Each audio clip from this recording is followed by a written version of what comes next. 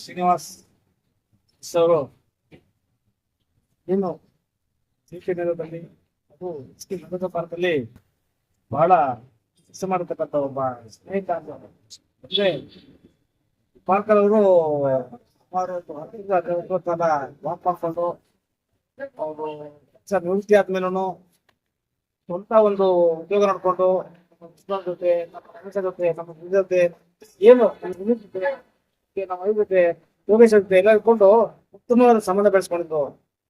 ಇದು ಖರ್ಚಾಗಿ ಸುಮಾರದ್ದು 3 ವರ್ಷದಿಂದ ಇರ್ಬೋದು.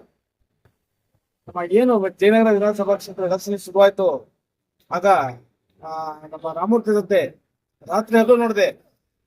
ಬೆಳಗ್ಗೆ 5 ಗಂಟೆ ಆಗ್ಬೋದು, ರಾತ್ರಿ 11 ಆಗ್ಬೋದು. ಸ್ವಂತವಾಗಿ ರಾಮಮೂರ್ತಿ ಜೊತೆ ಬಿಜೆಪಿ ಅಂತೇಳಿ ಜೊತೆಗೆ ರಾಮಮೂರ್ತಿ ಅವರು ಉತ್ತಮ ಅವ್ರ ಕಡೆಯಿಂದ ಸುಮಾರು ಅನುಕೂಲ ಪಡ್ಕೊಂಡಿದ್ದೀನಿ.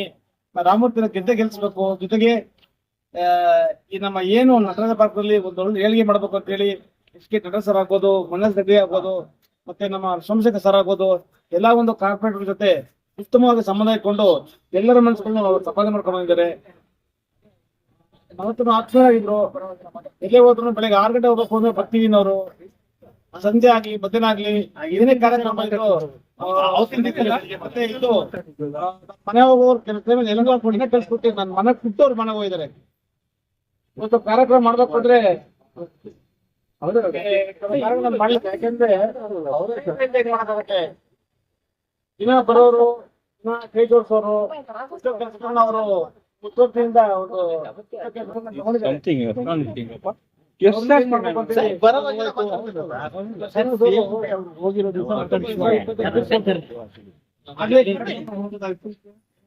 ಯಾಕೆಂದ್ರೆ ನೆಕ್ಸ್ಟ್ ಬಾಂಗ್ಲ ಬಂದು ಉಗಾದಿ ಬಂದ್ಬಿಡ್ತು.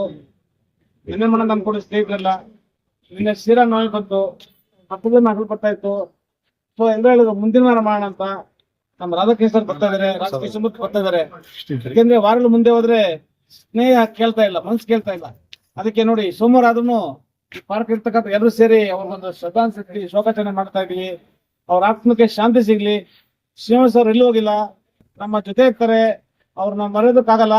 ಅವ್ರು ಯಾವಾಗ ನಾವು ಏನ್ ಕೆಲಸ ಮಾಡ್ತೀವಿ ಆ ಖುಷಿನಲ್ಲಿ ಅವ್ರು ಕಾಣ್ತೀವಿ ಹೇಳ್ತಾ ಅವ್ರ ಆತ್ಮಕ್ಕೆ ಸದಾ ಶಾಂತಿ ಸಿಗ್ಲಿ.